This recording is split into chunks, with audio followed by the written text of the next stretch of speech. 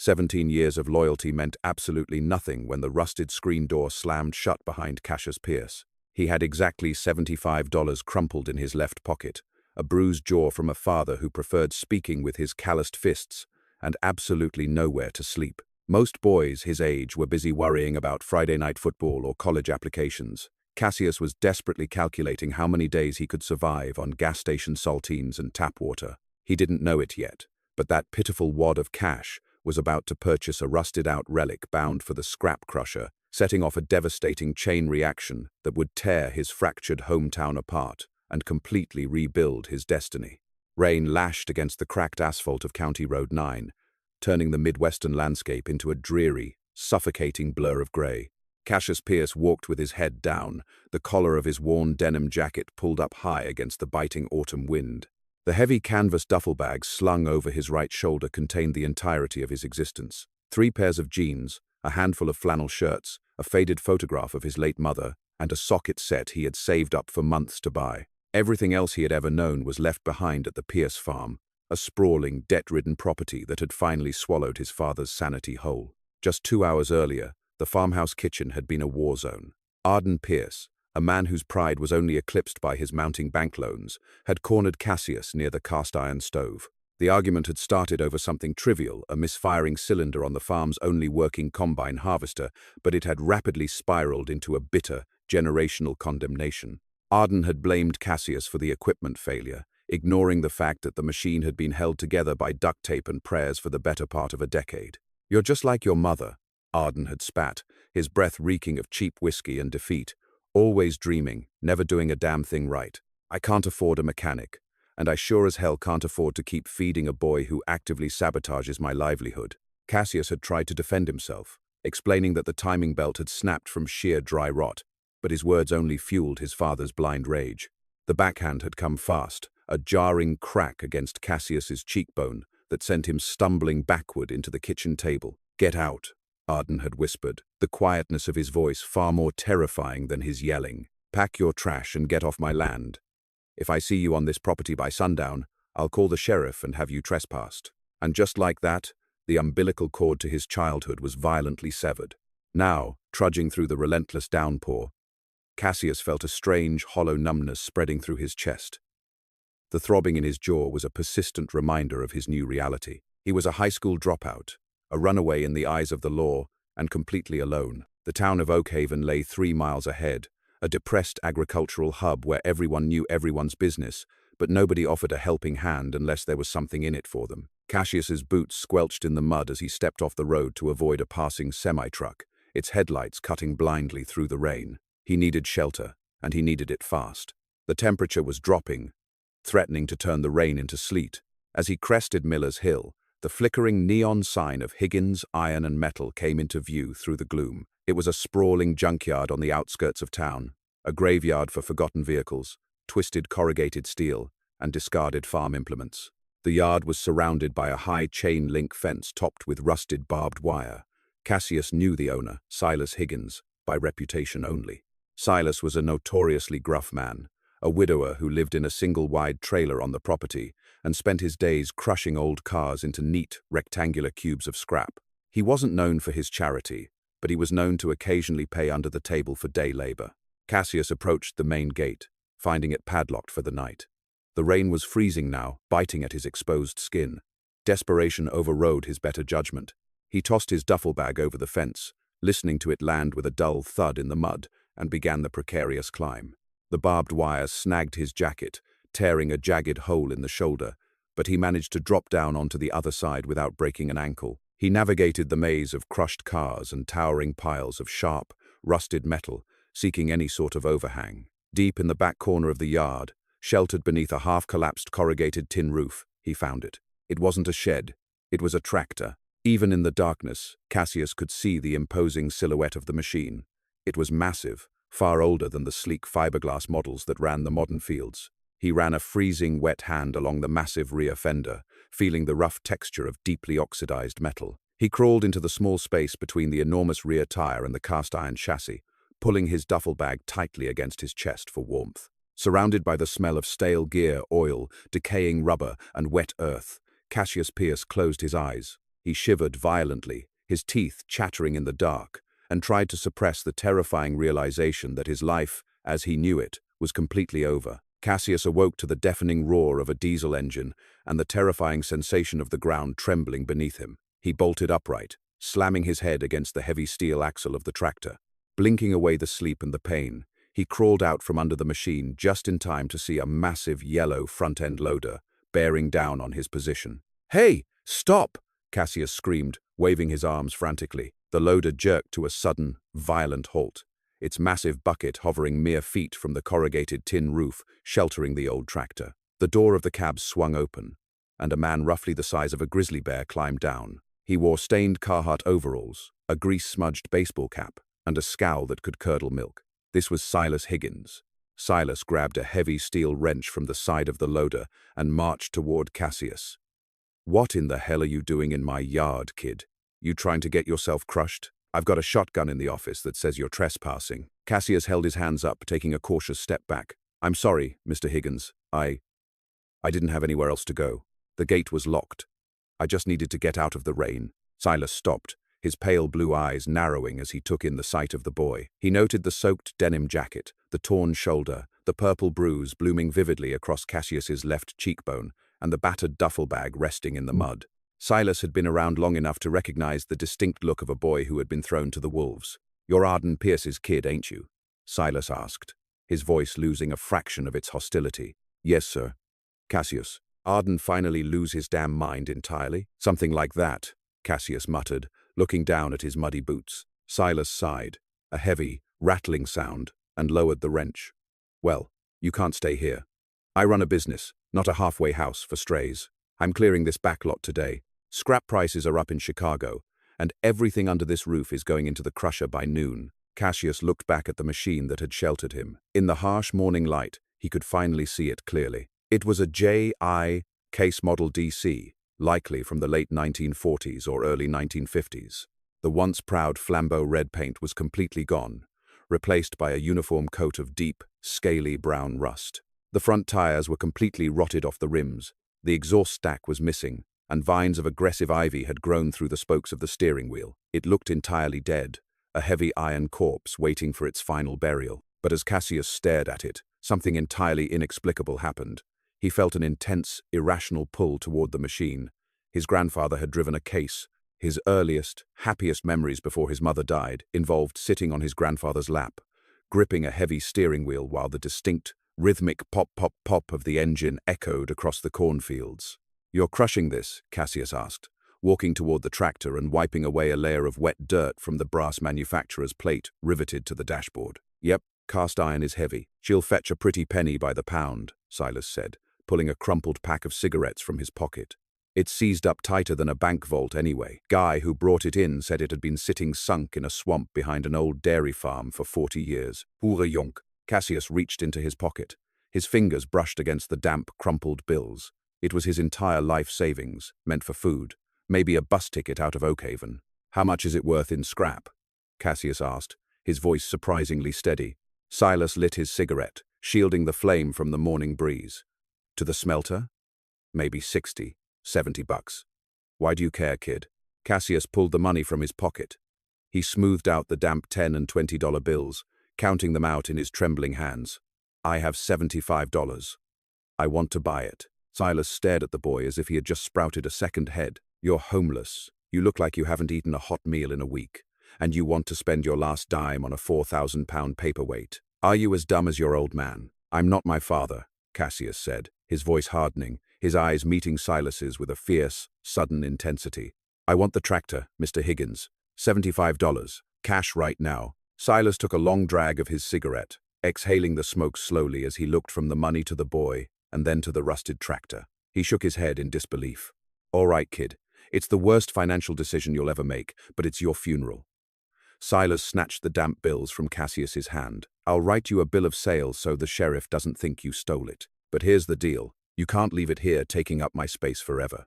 You work for me during the day, sorting copper wire, hauling alternators, pulling radiators. I'll pay you minimum wage, under the table. You can sleep in the old tool shed out back. It's got a cot and a space heater that works half the time. At night, you can tinker with your pile of junk. But if you ain't making progress in a month, I'm crushing it, and I'm keeping the 75 bucks. Deal, Cassius said, relief washing over him so intensely his knees nearly buckled. He had just traded his only safety net for a mountain of rusted iron.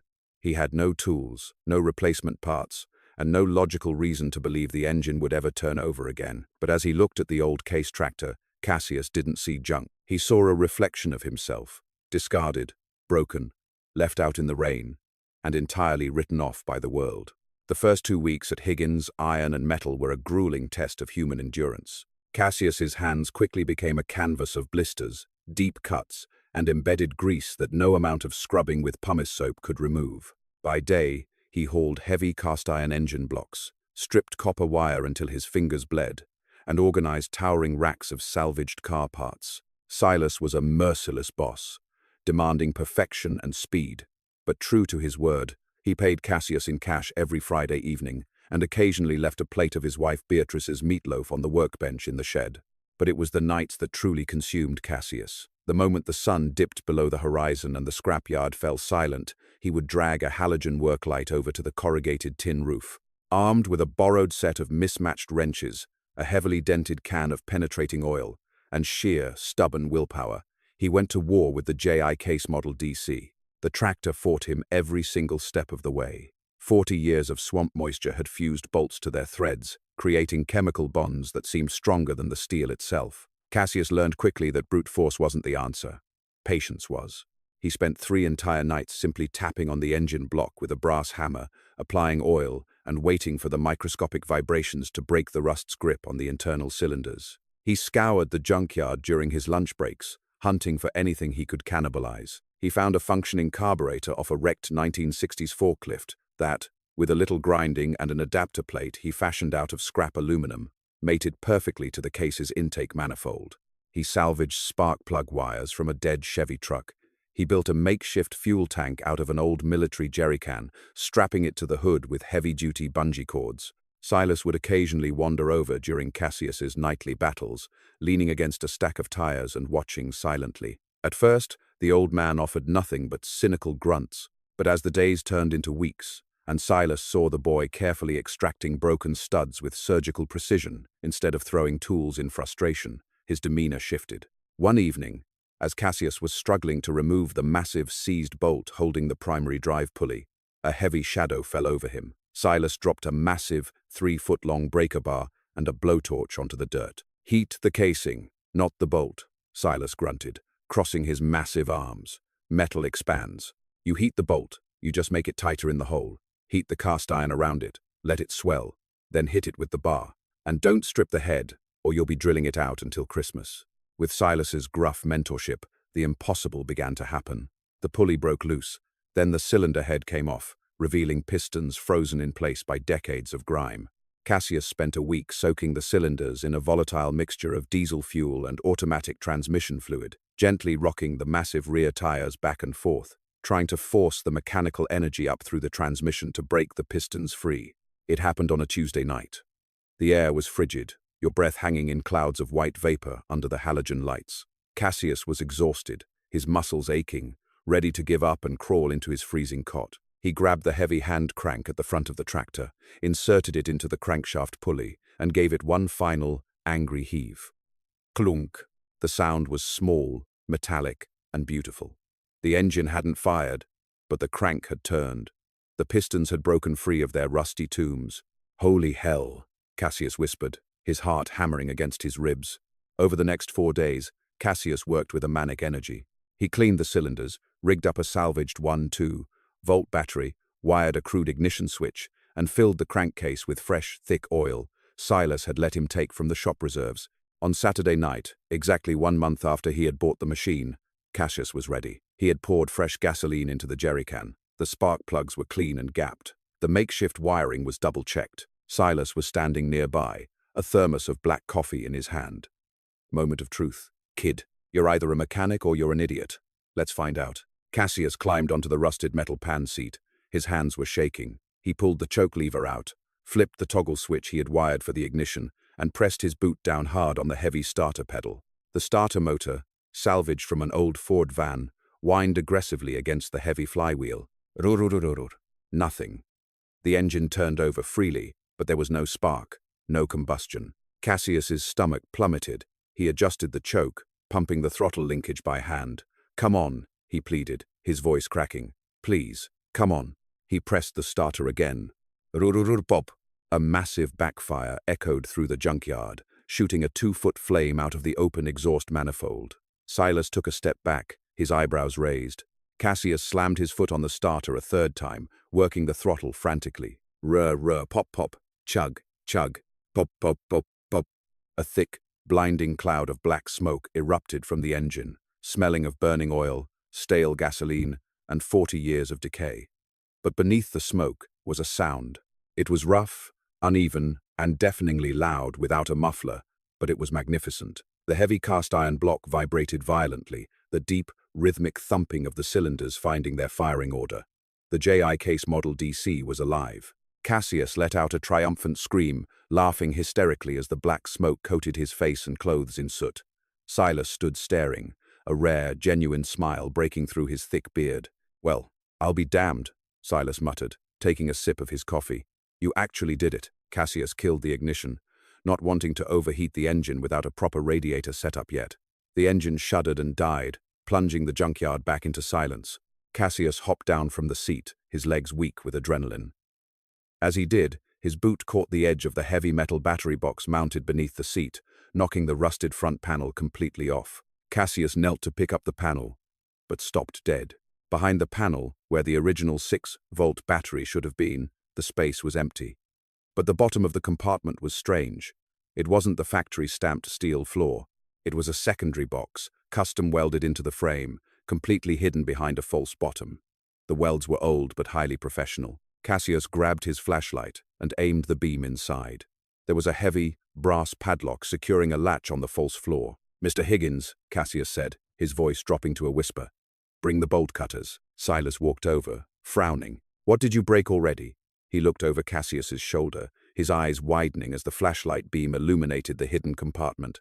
Silas didn't ask questions. He walked to the tool bench, retrieved a massive set of yellow-handled bolt cutters, and handed them to Cassius. With a sharp snap, the rusted brass lock gave way.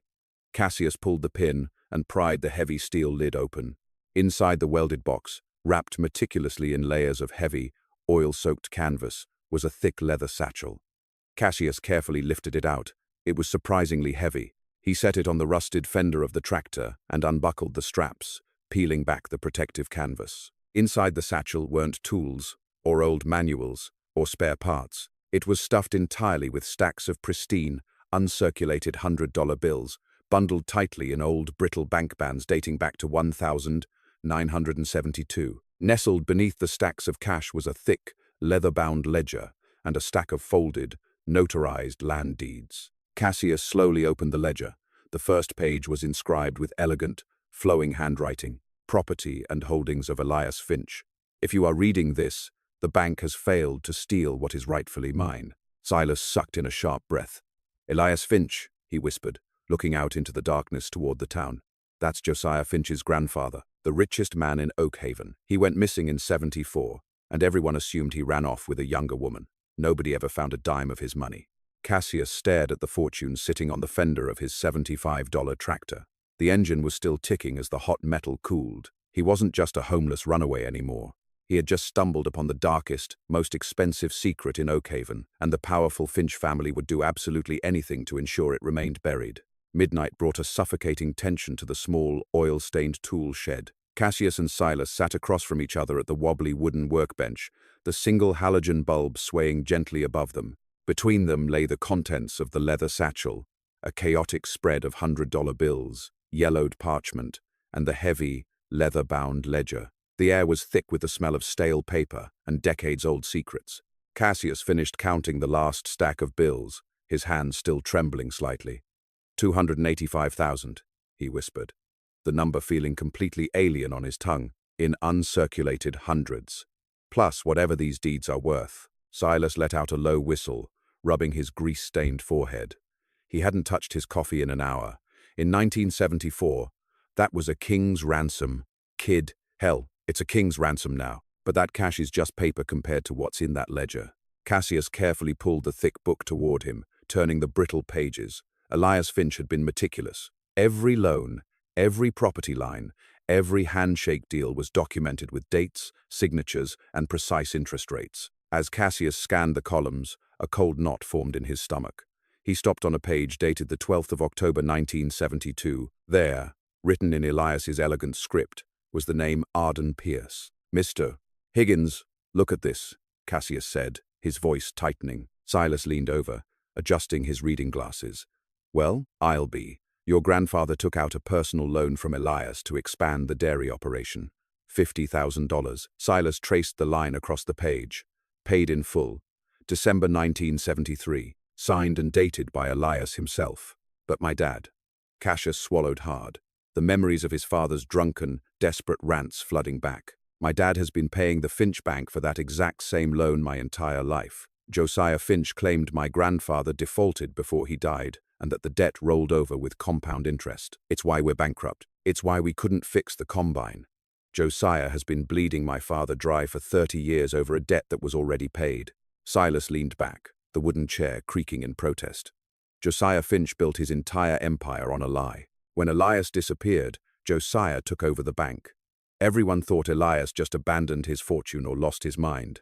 But Elias hid it. He hid the real books, the cash, the actual deeds, and locked them inside that case tractor. "Why the tractor?" Cassius asked, looking toward the shed window, where the silhouette of the massive machine stood under the tin roof. "Because it was worthless," Silas murmured, realization dawning on his weathered face. Elias knew Josiah was greedy. Josiah only cared about sleek cars, big houses, and the bank. He wouldn't look twice at a dirty piece of farm equipment. Elias probably drove it into that swamp on purpose to hide it until he could come back, but he never came back. Cassius flipped to the final page of the ledger. There was a hastily scribbled note, the handwriting erratic, entirely different from the meticulous entries before it. "Josiah knows I plan to liquidate the bank. He confronted me tonight. I do not trust my own flesh and blood. If I am not in Oakhaven by the first frost, assume the worst. The truth is in the iron." Silence stretched between the two men, heavier than the cast-iron engine blocks resting out in the yard. Cassius realized he wasn't just holding stolen money, he was holding the motive for a murder. Josiah Finch, the mayor of Oakhaven, the man who owned the police department, the town council, and the local courts, had likely killed his own grandfather to seize control of the town. "We have to go to the police," Cassius said, though the words felt hollow even as he spoke them. Silas let out a harsh, humorless laugh. "The police? Kid, Sheriff Clayton Brooks plays golf with Josiah every Sunday at the country club. You walk into that precinct with this ledger, you'll be arrested for stealing a tractor, and this book will conveniently disappear into an incinerator. And you'll likely end up at the bottom of the same swamp they pulled that case out of." Cassius looked down at his bruised, grease-stained hands. Just yesterday, his biggest problem was finding a warm place to sleep. Now, he was holding the detonator to Oakhaven's entire power structure. "We hide it," Silas commanded, standing up and grabbing an empty metal ammunition crate from a shelf. "All of it. The money, the deeds, the ledger. We put it in here. We dig a hole under the floorboards of this shed, and we do not breathe a word of this to a living soul. Not until we know exactly how to use it." Cassius nodded, helping Silas pack the explosive contents into the heavy steel box. As they buried the crate beneath the rotting wooden floor of the shed, Cassius felt a profound shift within himself. The terrified, discarded boy who had climbed the junkyard fence was gone. In his place stood someone with leverage, purpose, and a burning desire to dismantle the man who had destroyed his family. Morning sunlight did little to cut through the biting chill of the junkyard. Cassius was up by dawn, his muscles aching from the previous night's labor, but his mind was racing with a dangerous, electric energy. He spent the early hours pretending everything was completely normal, dragging a heavy magnet over a pile of aluminum scrap to separate the ferrous metals. Around 10 o'clock, the crunch of heavy gravel announced the arrival of a vehicle. Cassius looked up, shielding his eyes from the glare. It wasn't the usual rusted pickup truck of a local scavenger looking for cheap alternators. It was a brand new, polished black Chevrolet Silverado, its tinted windows gleaming menacingly. The truck rolled to a slow, deliberate halt near the main office trailer. The driver's door opened, and Carter Finch stepped out. Carter was Josiah's oldest son, a man in his late 30s who wore expensive leather boots that had clearly never seen a day of actual labor. He had inherited his father's sharp, predatory features and an unearned arrogance that radiated from him like cheap cologne. He surveyed the junkyard with visible disgust before his eyes locked onto Silas, who had just stepped out of the office trailer. Cassius kept his head down, gripping the magnet tightly, but slowly moved closer, hiding behind a towering stack of crushed sedans to listen. "Silas," Carter said, his voice slick and condescending. "Place looks worse than the last time I was here. I didn't think that was possible." "What do you want, Carter?" Silas grunted, crossing his massive arms over his chest. "I paid my business taxes last month, so I know you ain't here on official town business." Carter chuckled, a dry, rattling sound. "Relax, old man. I'm actually here to do you a favor. I heard a rumor from one of the tow truck drivers. Said he hauled an old piece of farm equipment out of the Miller Swamp a few weeks back and dumped it here. An old case tractor." Cassius's heart slammed against his ribs. He pressed his back against the crushed car, holding his breath. "Yeah, I buy scrap," Silas said evenly, his face betraying absolutely nothing. "That's what the sign on the gate says." "What of it?" "My father has a sudden bout of nostalgia." Carter lied smoothly, examining his perfectly manicured fingernails. "His grandfather used to drive one just like it. He wants to restore it for the town's centennial parade next spring. I'm here to take it off your hands. I'll give you $500 for the rusted hunk of junk. Generous, considering the current price per pound." Silas didn't blink. "You're too late." Carter stopped inspecting his nails, his eyes narrowing. "Excuse me?"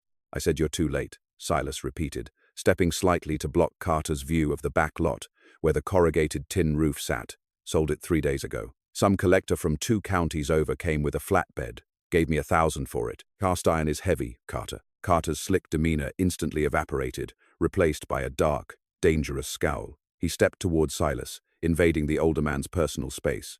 "Who was the buyer? Give me a name." "Didn't catch his name," Silas replied, standing his ground, looking down at the younger man with barely concealed contempt. "Paid in cash. I don't ask for ID when a man hands me crisp bills." "You're lying," Carter hissed, glancing around the yard. "I know how you operate, Silas. You let things sit for months before you crush them. Let me look around." Carter took a step toward the back of the yard. Silas moved faster than a man his size had any right to, stepping squarely into Carter's path. His right hand casually dropped to the heavy steel tire iron resting on a nearby barrel. "You don't have a warrant, Carter, and you're trespassing on private property," Silas growled, his voice dropping an octave. "You take one more step into my yard without a badge or a court order, and I'll lay you out cold. Then I'll call Sheriff Brooks and tell him you were trying to steal my copper wire." For a long, tense moment, neither man moved. The silence in the junkyard was absolute, save for the distant hum of traffic on County Road 9. Carter stared at Silas, assessing the very real threat of violence in the old man's eyes. Slowly, a nasty smirk crept onto Carter's face. "You're making a massive mistake, Silas," Carter said softly, taking a deliberate step backward. "My father doesn't take kindly to people who get in his way, and he certainly doesn't like losing family heirlooms. Tell Josiah he should have kept better track of his toys," Silas retorted. Carter turned and walked back to his immaculate truck. He paused with his hand on the door handle, his eyes scanning the yard one last time. For a terrifying second, his gaze swept over the stack of crushed cars where Cassius was hiding. Cassius froze, praying the shadows concealed him.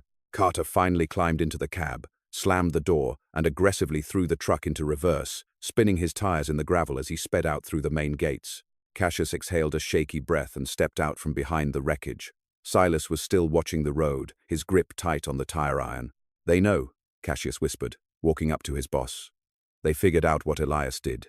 Josiah probably realized the old man's assets never went through probate and finally put the pieces together when the swamp was drained for the new highway project," Silas reasoned, rubbing his jaw. "Carter isn't here for nostalgia. They are terrified that whoever has that tractor is going to find the false bottom." "Why didn't you just tell him it was crushed?" Cassius asked. "Why say you sold it?" "Because if I said it was crushed, they'd demand to see the scrap receipt from the smelter," Silas explained, turning to face Cassius. "By saying I sold it to a stranger for cash, I bought us time. They'll be scouring neighboring counties looking for a ghost on a flatbed.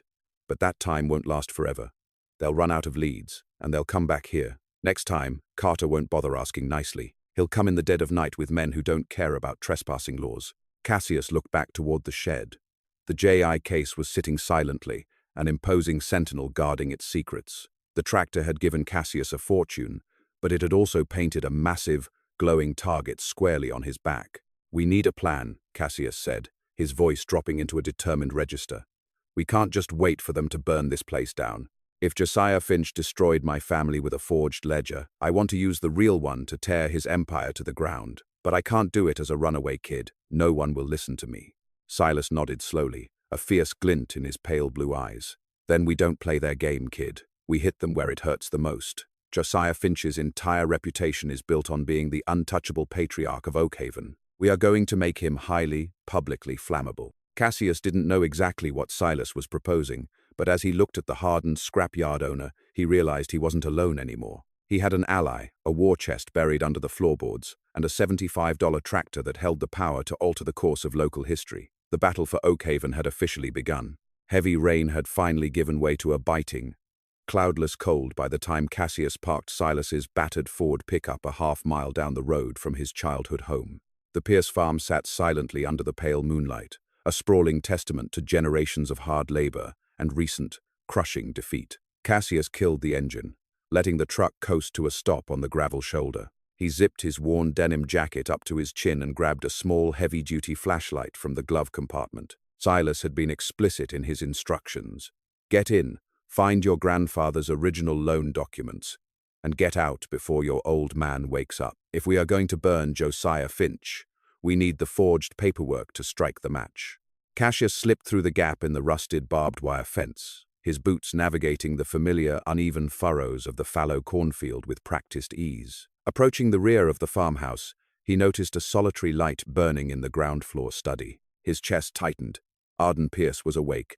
Creeping onto the wraparound porch, Cassius avoided the third step, the one that always shrieked like a banshee, and pressed his back against the peeling white paint of the exterior wall. He inched toward the study window and peered through a crack in the faded curtains.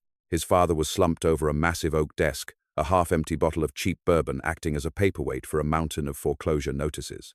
Arden looked 10 years older than he had just a few weeks ago. The anger that usually animated his harsh features had completely evaporated, leaving behind a hollow, defeated shell of a man. Cassius felt a sudden, confusing pang of pity. Arden was a tyrant, yes, but he was also a man who had spent 3 decades fighting a rigged war against a phantom debt. Suddenly, the gravel driveway crunched under the weight of heavy tires.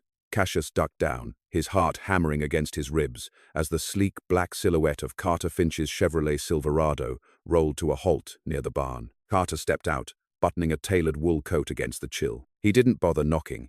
He simply pushed the front door open and strode into the farmhouse like he already owned the title. Cassius scrambled along the porch, positioning himself near the partially open window of the study to listen. Pierce. Carter's slick voice drifted through the gap. Drinking away the sorrow? Or just practicing for when you're sleeping under the overpass on Highway 9? Get out of my house, Carter, Arden grumbled, his speech thick and sluggish. You have no right to be here at this hour. The bank gave me until the end of the month. My father is a generous man, Arden, but his patience has officially expired, Carter replied, the sound of his expensive leather boots pacing across the hardwood floor. We know about the broken combine. We know you missed the seed payment to the co-op. You are drowning. I'm here with a lifeline. There was a heavy pause, followed by the rustle of paper. Sign the deed over to Finch Savings and Loan tonight, Carter offered smoothly. In exchange, my father will forgive the remaining balance of your grandfather's debt. We will even let you rent the farmhouse on a month-to-month basis. You get to keep a roof over your head, and the bank takes the land for the new commercial zoning project. It is the only way you survive this. That land belongs to my family, Arden spat, slamming a fist onto the desk. My father paid Elias Finch back in '73. I know he did. He told me on his deathbed. Memories of dying men are famously unreliable, Carter said, a cruel smile evident in his tone. The bank's ledger says otherwise. $50,000 compounded annually over 30 years. You owe us nearly $600,000, Arden. Sign the paper. Do not make us send the sheriff tomorrow to evict you by force. Cassius's knuckles turned white as he gripped the windowsill. The sheer audacity of the extortion made his blood boil. He knew exactly where his father kept the old banking records, a battered green filing cabinet in the corner of the room. He just needed a distraction.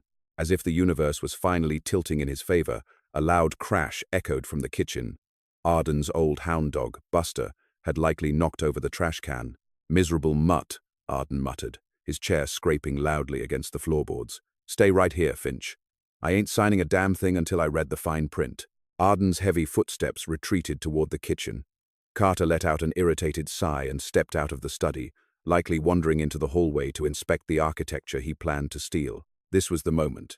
Cassius slipped through the window with practiced silence, landing softly on the faded rug. He darted to the green filing cabinet, praying it wasn't locked. He pulled the top drawer, it slid open with a quiet hum. His fingers flew across the manila folders, searching for the F's, Finch, Savings and Loan. He yanked the thick file out, his eyes scanning the documents in the dim light. There it was, a heavily watermarked statement dated January 1975, showing a rolled-over principal balance of $50,000, signed by Josiah Finch, just months after Elias had vanished. It was the smoking gun. It proved Josiah had fabricated the continuing debt after Elias's disappearance. Cassius folded the thick stack of papers and shoved them into his jacket. He turned to leave, but his boots snagged on the edge of the rug. He stumbled, his shoulder catching the edge of a framed photograph on the wall. It clattered to the floor with a deafening shatter of glass. "Who's in there?" Carter's voice barked from the hallway. Panic surged through Cassius's veins. He vaulted through the open window just as the study door swung open. He hit the porch hard, rolling into the damp grass as a flashlight beam sliced through the darkness above him. "Hey, stop right there!" Carter yelled, leaning out the window. Cassius didn't look back. He sprinted blindly into the cornfield, the dry stalks whipping against his face as he ran for his life. He could hear Arden shouting from the house, but he kept his legs pumping, his lungs burning in the frigid air, until he reached Silas's truck. He threw himself into the cab, cranked the engine, and tore off down the county road, the stolen forged documents safely pressed against his chest. Dawn broke over the junkyard, casting long, jagged shadows across the mountains of scrap metal. Cassius sat at the workbench in the shed, nursing a mug of black coffee while Silas meticulously compared the stolen Pierce bank file to Elias Finch's hidden leather ledger. "It's a masterpiece of fraud," Silas finally declared, dropping a heavy magnifying glass onto the table. Josiah didn't just forge a new ledger, he completely erased the payment entry from 1,970, 3 inches the bank's official records. He used the chaos of Elias's disappearance to rewrite Oakhaven's financial history. "Your family isn't the only one, Cassius. Look at these names." Silas flipped the pages of the true ledger, pointing a thick, calloused finger at the entries. The Miller Dairy Farm, the old Henderson hardware store on Main Street, the county lumber yard. Elias lent them all money, and they all paid it back. But Josiah claimed they defaulted, seized their assets, and built his empire on their stolen livelihoods. "So we take this to the state authorities," Cassius said, his eyes burning with exhaustion and adrenaline. "We bypass Sheriff Brooks completely. We take the ledger, the forged documents, and the cash to the Attorney General in the capital." Silas shook his head slowly. "You think a state prosecutor is going to take the word of a homeless teenager and a scrapyard owner over the mayor of Oakhaven? Josiah has friends in the state capital too. He makes massive campaign contributions. If we hand this over to the government, it gets tied up in red tape for 5 years, evidence accidentally vanishes from an evidence locker, and Josiah quietly retires to a private island. Then what do we do?" Cassius asked, frustration leaking into his voice. "We have the weapon, but we can't fire it." "We don't fire it," a sharp, feminine voice announced from the open doorway of the shed. Cassius jumped, his hand instinctively reaching for the heavy wrench on the table. Standing in the doorway, silhouetted against the morning sun, was a woman in her late 40s. She wore a sharp charcoal trench coat, her dark hair pulled back into a severe bun, and her eyes carried the same piercing, uncompromising intensity as Silas's. "Put the wrench down, kid," Silas said, a rare, genuine grin spreading across his face. "Cassius Pierce. Meet my daughter, Margaret. Or, as the state capital knows her, Margaret Sterling, senior investigative correspondent for the Midwest Chronicle." Margaret stepped into the shed, her heels clicking sharply against the concrete floor. She eyed Cassius critically before turning her attention to the fortunes spread across the workbench. "You always did know how to find the most dangerous garbage in the county, Dad," Margaret said, pulling off her leather gloves. She reached out and touched the brittle pages of the Elias ledger. "You said you found a story. You didn't tell me you found the holy grail of municipal corruption." "I needed to know you'd make the drive," Silas replied gruffly. "Josiah's boys are already sniffing around.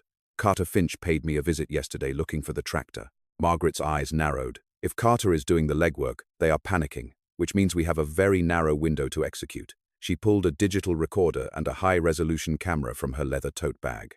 "I don't just write articles, Cassius. I build public executions. We aren't going to a prosecutor. We are going to the court of public opinion. If I publish this ledger with photographic proof, juxtaposed with the forged bank records, the Federal Banking Commission will be forced to step in. The FBI will tear Oakhaven apart. Will it save my father's farm? Cassius asked quietly. Margaret looked at him, her expression softening just a fraction. If we prove the original debt was paid and the foreclosure is based on criminal fraud, every contract Josiah signed will be voided. But we need a stage. A massive, undeniable stage where Josiah can't hide. And where Sheriff Brooks can't sweep it under the rug. The Centennial Parade, Cassius realized, the pieces clicking together in his mind. It's next Saturday. The governor is coming. The entire town will be in the town square. Carter told my dad they wanted the tractor for the parade. Exactly, Silas agreed, slapping the table.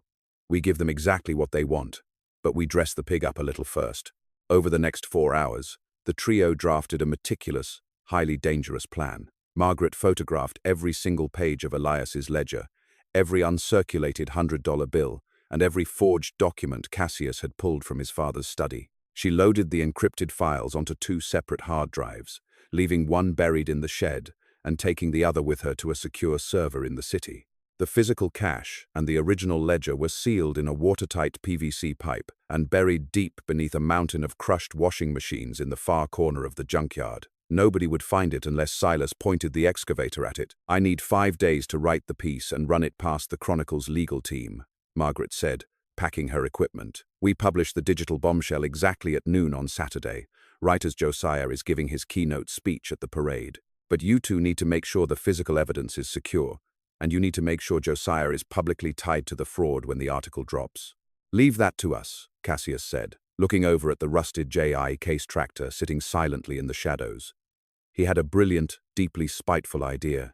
Carter wanted to buy the tractor. We are going to let him have it, but we are going to make sure it delivers a message the entire town will never forget. Margaret smiled, a sharp, dangerous expression that perfectly matched her father's. I'll see you on Saturday, gentlemen. Try not to get murdered before the ink dries. As Margaret's car disappeared down the road, Silas turned to Cassius. All right, kid.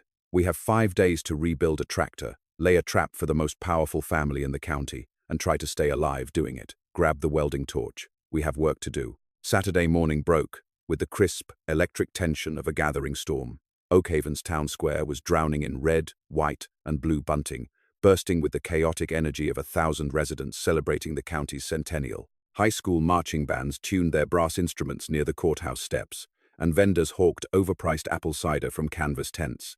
At the epicenter of the spectacle stood a massive wooden grandstand, occupied by local dignitaries, Sheriff Clayton Brooks, and the guest of honor, Governor Thomas Ridgefield. But the undisputed king of the stage was Josiah Finch. Josiah, a man whose silver hair and tailored cashmere overcoat projected an aura of untouchable Midwestern royalty, stood at the podium. He was mid-sentence, delivering a booming, practiced speech about the bedrock of family values and the unbreakable trust that built Oakhaven.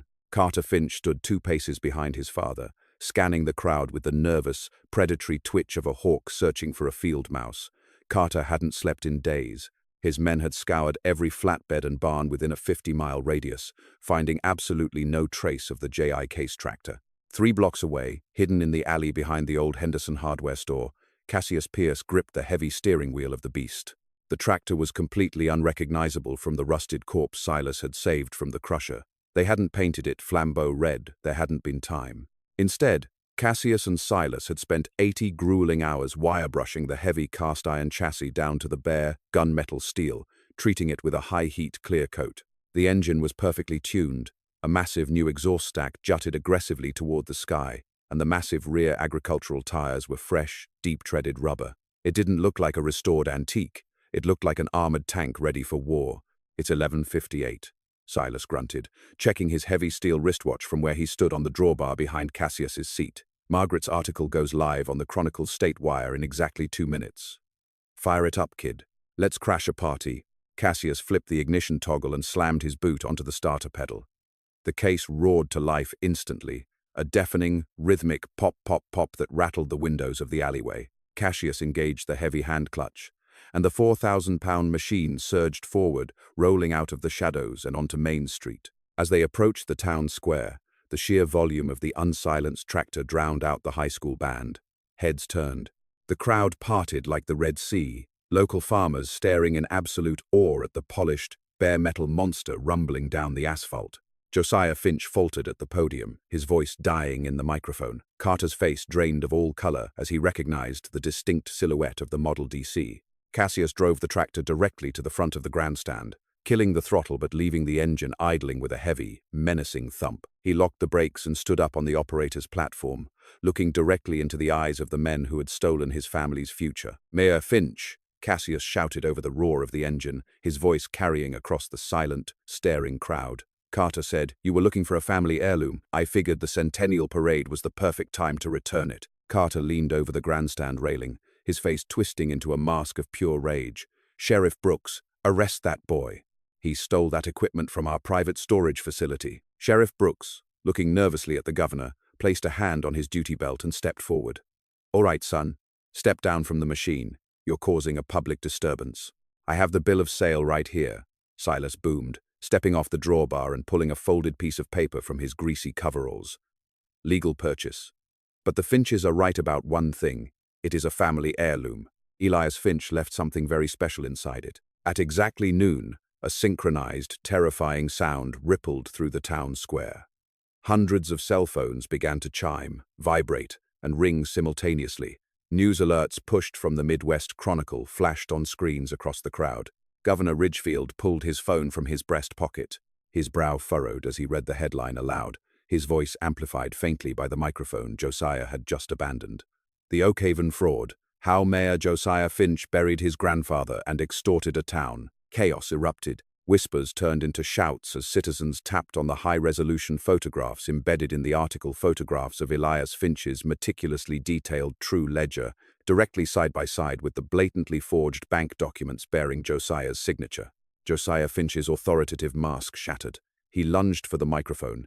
"It's a lie, a fabricated smear campaign by political rivals. Sheriff, shut this down." "It's not a lie, Josiah," Cassius yelled, reaching beneath the tractor seat. He gripped the heavy handle of the false bottom compartment they had welded back together and yanked it open.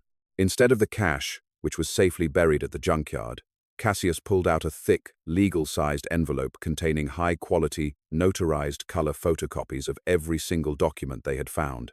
Cassius walked right up to the edge of the grandstand and handed the envelope directly to the commander of the governor's state police security detail. "Check the dates, check the signatures. He forged the Pierce debt in 1975, long after my grandfather paid it off, and he did the same to half the farms in this county." Carter Finch panicked.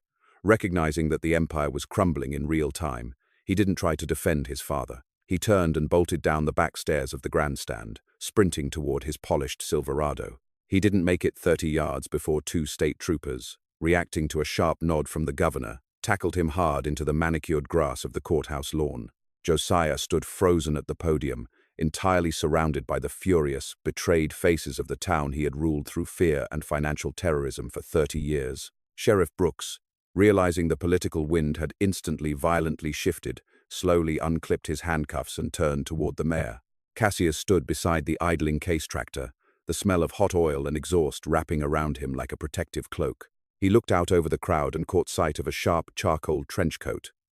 Margaret Sterling stood near the press pen, a digital camera in her hands, and a deeply satisfied smile on her face. She offered Cassius a single, respectful nod. The trap had slammed shut perfectly. The fallout from the Centennial Parade was absolute and devastating.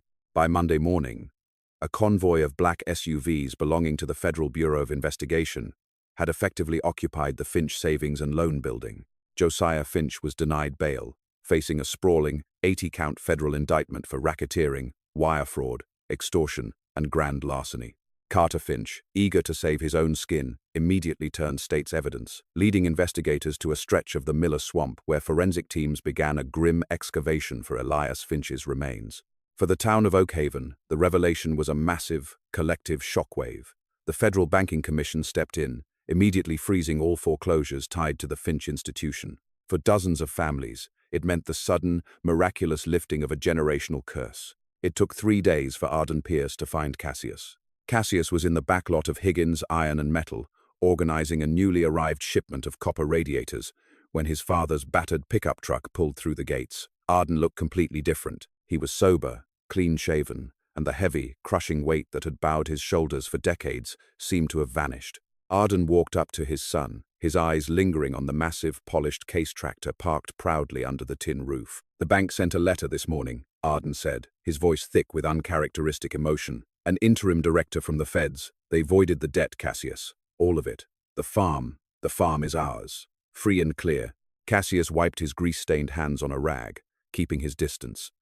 "I'm glad to hear that, Arden. You won't have to sell to the commercial zoners." Arden flinched at the use of his first name, the distance between them painfully obvious. "Cassius. The things I said to you that night. The way I treated you. I was drowning in a poison I couldn't see, and I took it out on the only person I had left. I know an apology doesn't fix a broken jaw or a broken home." "No," Cassius agreed quietly. "It doesn't. I want you to come home," Arden pleaded, taking a hesitant step forward. "The farm needs you. I need you. We can fix the combine. We can actually build something now." Cassius looked around the junkyard. He looked at Silas Higgins, who was watching from the office doorway, a silent, steady anchor in Cassius's chaotic new life. Then he looked back at his father. "I'm a partner here now," Cassius said, his voice steady and resolute. "Silas is giving me 20% of the yard to manage the automotive salvage side. I found my place, Dad, and it's not in the cornfields." Arden swallowed hard, nodding slowly as the reality set in. The boy he had kicked out was gone. The young man standing before him was forged in iron and independence. "I understand," Arden whispered. Can I at least buy you a cup of coffee on Sundays?" Cassius looked at his father's trembling hands, seeing the genuine remorse in the older man's eyes. "Sundays work," Cassius finally said, a faint, forgiving smile touching his lips. As Arden drove away, Silas walked over, handing Cassius a cold bottle of soda. "You did good, kid.